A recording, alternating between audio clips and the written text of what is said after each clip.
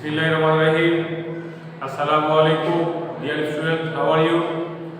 I hope all you are well, safe and sound during this COVID-19 situation. I am also well by the grace of Almighty Allah. I welcome all of you to the online class arranged by Dhab Sangara Madrasa, Rangpur. Dear students, today I will take a class of class 6 on English second paper, and today's topic is tense. So আজকে topic হচ্ছে tense. So dear student, তোমরা অবশ্যই খাতা কলম সাথে নিয়ে এরপরে class দেবে। তো চলো আমরা ক্লাস শুরু করি। Tense, what is tense? Tense refers to the time of action. আমরা বাংলায় এভাবে বলে থাকি যে ক্রিয়ার সম্পাদনের যে কাল, ক্রিয়ার কালকেই টেন্স বলে।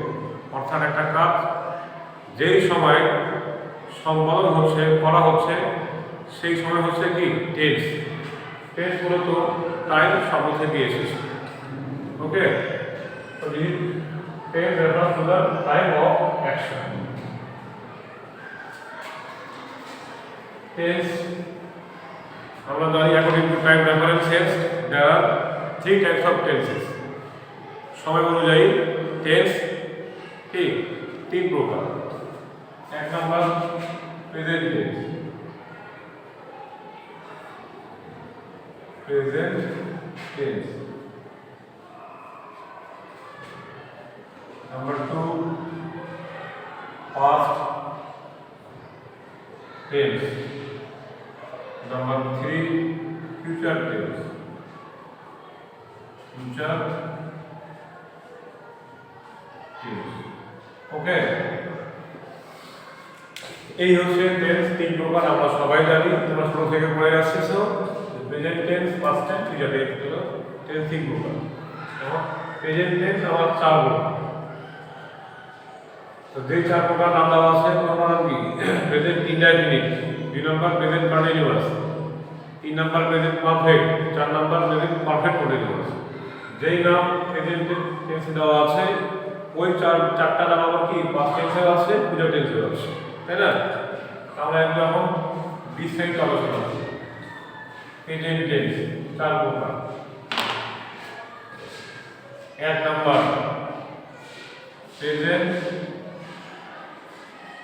ইনডেফিনিট।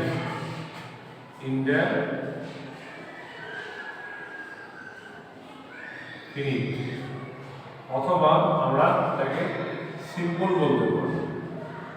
প্রেজেন্ট সিম্পল বা সিম্পল প্রেজেন্ট নামে কিন্তু present indefinite tense.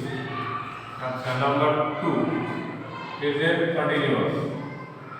Continuous. Number 3 present perfect. Number 4 present perfect continuous. Okay, এই হচ্ছে প্রেজেন্ট টেন্স 4 প্রকার। Present indefinite or present simple, present continuous or number 3 present perfect, number 4 present perfect continuous. এখন আমরা এগুলো বিস্তারিত আলোচনা করব। What is present indefinite tense? Present indefinite tense কাকে বলে, এর ব্যবহারটা কি, বিস্তারিত আমরা জানতে পারব। প্রেজেন্ট ইনডেফিনিট অথবা সিম্পল টেন্স সাধারণত যেই কাজটা বর্তমানে কোনো কাজ বোঝায় সেটি হচ্ছে প্রেজেন্ট টেন্স। বর্তমান বলতে বলার সময় ঠিক ওই কাজ করা বোঝায় না, বর্তমানে কোনো কাজ করা, সেটি হচ্ছে প্রেজেন্ট টেন্স। যেমন আমি স্কুলে যাই, আমি খেলি, আমি ঘুমাই, তারা টিভি দেখে ইত্যাদি। এটি হচ্ছে প্রেজেন্ট ইনডেফিনিট টেন্স। এছাড়া যে বাক্যগুলো ইউনিভার্সাল ট্রুথ অর্থাৎ চিরন্তন সত্য বাক্য, এই বাক্যগুলো কি প্রেজেন্ট ইনডেফিনিট টেন্সের মধ্যে পড়বে। তার আগে আমরা স্ট্রাকচার দেখি যে এই টেন্সের স্ট্রাকচার হচ্ছে সূত্র। স্ট্রাকচার হচ্ছে সাবজেক্ট, তারপরে V1 V1 সংক্ষেপে লিখলাম। V1 মানে ভার্বের প্রেজেন্ট ফর্ম। এরপরে আদার্স বলতে পারি আমরা, আদার্স বাকি অংশ।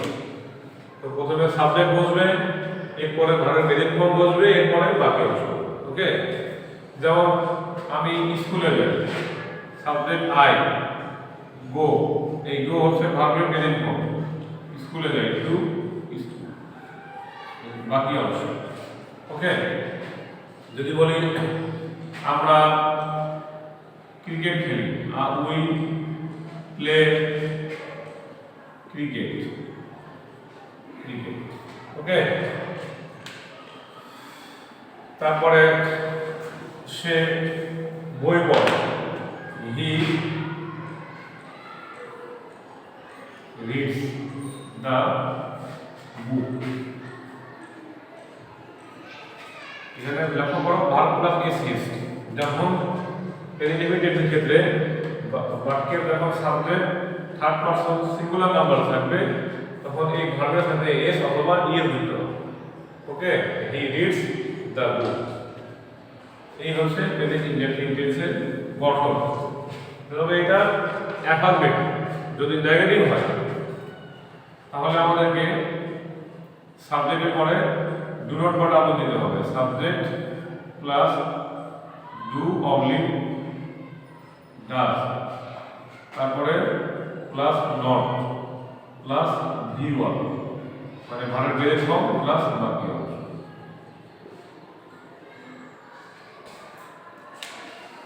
তো যদি বাক্য নেগেটিভ হয় তাহলে সাবজেক্টের পরে ডু অথবা ডাজ দিতে হবে, এরপরে V1, do does not V1 বাকি অংশ।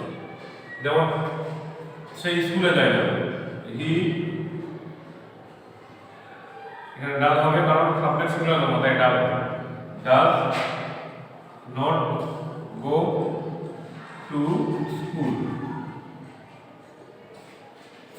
হি does not go to school. আচ্ছা, একটা এক্সাম্পল বলি, ইউ, এবং তুমি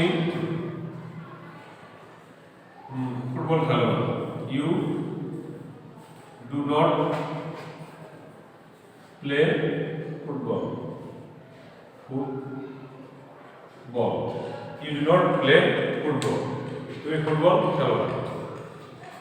এখানে ডু হলো কেন? কারণ এটা ইউ সেকেন্ড পারসন, কেবলমাত্র সব জায়গায় ডু হবে। যখন সাবজেক্টে কেবলমাত্র থার্ড পারসন সিঙ্গুলার নাম্বার করবে তখন ডাজ দিতে হবে।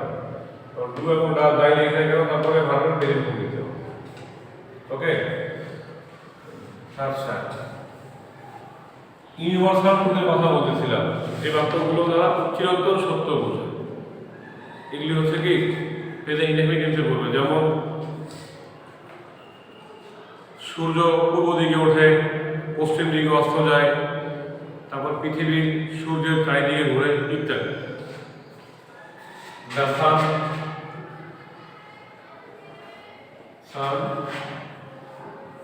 rises in the east.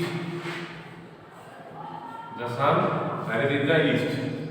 Sun যেহেতু থার্ড পারসন সিঙ্গুলার নাম্বার, তাই রাইজ এর হবে, রাইজ মানে ওঠা, রাইজেস ইন দ্য ইস্ট, পূর্ব দিকে ওঠে। And sets, sets in the, এখানে লিখুন sets in the west. West মানে পশ্চিম, ইস্ট মানে পূর্ব। তো সূর্য পূর্ব দিকে ওঠে এবং পশ্চিম দিকে অস্ত যায়। এটা হচ্ছে একটা কি চিরন্তন সত্যতা, তাই এটা সবসময় কি প্রেজেন্ট ইনডেফিনিট টেন্সে হবে। আরো বলতে পারি আমরা, দি আর্থ মুভস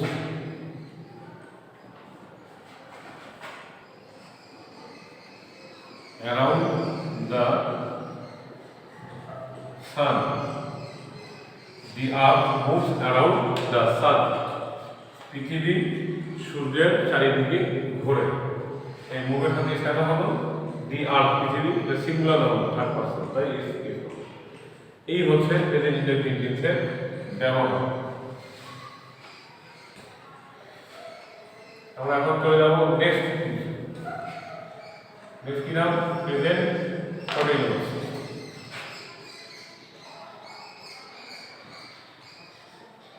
আসলে 20 থেকে আমরা অনেক সময় লাগে এটা, আমরা জাস্ট একটা কি মোটামুটি ধারণা দিচ্ছি। তারপরে আমরা যখন আবার স্কুল খুলবে তখন ক্লাসে আমরা কি বিষয়ে আলোচনা করব। তো প্রেজেন্ট কন্টিনিউয়াস টেন্স কাকে বলে? যেই টেন্স দ্বারা বর্তমানে কোনো কাজ চলমান বোঝায়, অর্থাৎ ঠিক বলার সময় কি কাজ চলমান, তখন প্রেজেন্ট কন্টিনিউয়াস টেন্স। এই টেন্সের স্ট্রাকচার কি? Subject plus am object is are plus V plus ING, অর্থাৎ ভার্বের প্রেজেন্ট ফর্মের সাথে আইএনজি যুক্ত হবে। এরপরে আদার্স, বাকি অংশ আদার্স। ওকে, সাবজেক্টের পরে এম ইদারের যে কোনো একটা, তারপরে ভি ওয়ানের সাথে আইএনজি যুক্ত হবে, এরপরে বাকি অংশ। যেমন এক্সাম্পল বলি আমরা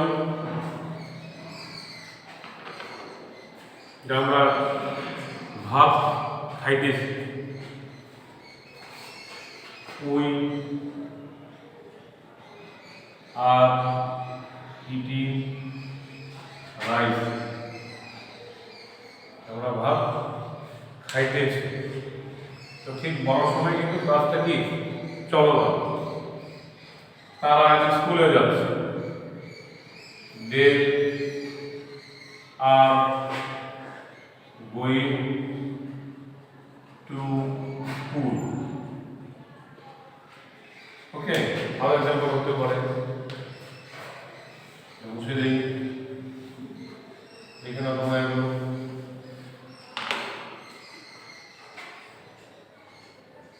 he is reading the book, সে বই পড়তেছে। ওকে, he is reading the book। এই হচ্ছে প্রেজেন্ট কন্টিনিউয়াস টেন্স। তবে এটা কিন্তু অ্যাফারমেটিভ, যদি নেগেটিভ হয় তাহলে এই এম ইদারের পরে এরিয়া কিন্তু বসবে সাবেক অনুসারে। ওকে, যদি নেগেটিভ হয় তাহলে এম ইদারের পরে নট হবে। যেমন সে, আমি পড়তেছি না, I am not reading the book. আমি বইটি পড়তেছি না, I am not reading the book. Okay, যদি নেগেটিভ হয় তাহলে নট যুক্ত করতে হবে। আশা করি বুঝতে পেরেছ। এখন present perfect.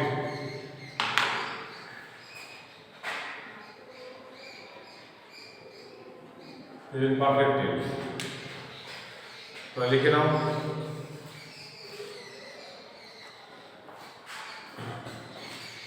Present perfect tense. Okay, so what is present perfect tense? যে টেন্স দ্বারা বর্তমানে কোনো কাজ সম্পূর্ণ হয়ে গেছে কিন্তু তার ফলাফল, তার যে প্রভাব এখনো বিদ্যমান, এরকম বোঝালে প্রেজেন্ট পারফেক্ট টেন্স। ওকে, যেমন আমি ভাত খেয়েছি, আমি স্কুলে গিয়েছি একটু। আচ্ছা, এক্সট্রা লিখে দিই, subject plus have oblique have, তারপরে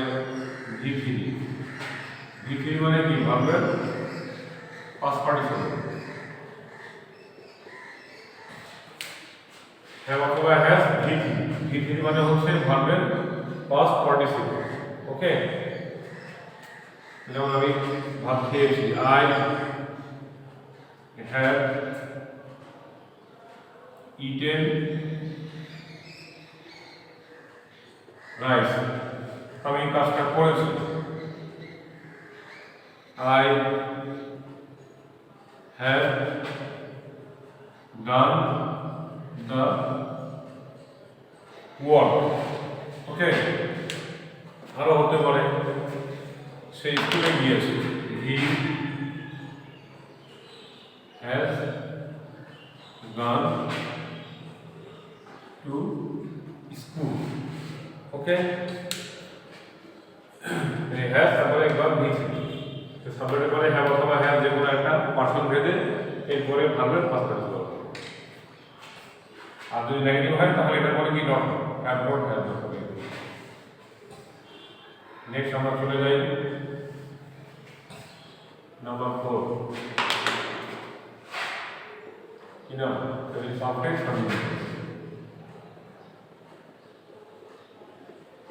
continuous.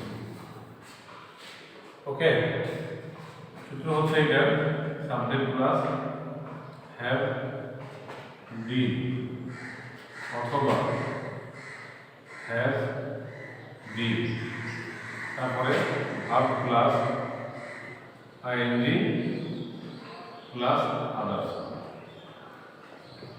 Okay, subject plus have been অথবা হ্যাজ বিন যে কোনো একটা, তারপর ভার্বের প্রেজেন্ট কোনোর সাথে আইএনজি দিতে হবে, তারপর বাকি অংশ।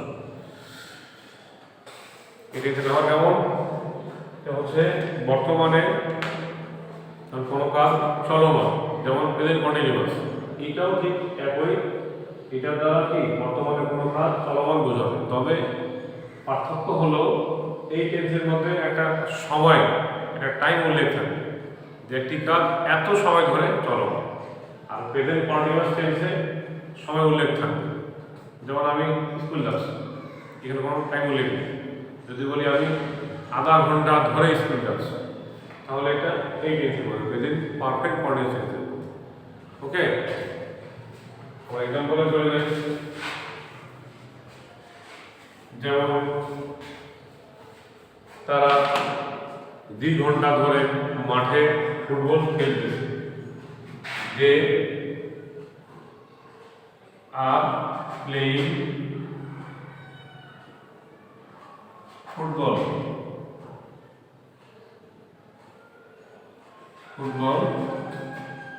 In the field. আধা ঘন্টা ধরে, 2 ঘন্টা ধরে, ফর 2 আওয়ার্স, 2 ঘন্টা ধরে ফর 2 আওয়ার্স। ওকে, কোনো জায়গায় সিন্সও হতে পারে। তো ব্যাপার হচ্ছে যদি বাংলা বাক্যে হতে থেকে চেয়ে বোঝায় তাহলে সিন্স, হতে থেকে চেয়ে। আর যদি ধরে বোঝায়, ধরে যাবত ব্যাপিয়া, তাহলে ফর। এই হচ্ছে পার্থক্য। যদি বলি সকাল থেকে বৃষ্টি হচ্ছে, থেকে, সকাল থেকে বৃষ্টি হচ্ছে, ইট হ্যাজ বিন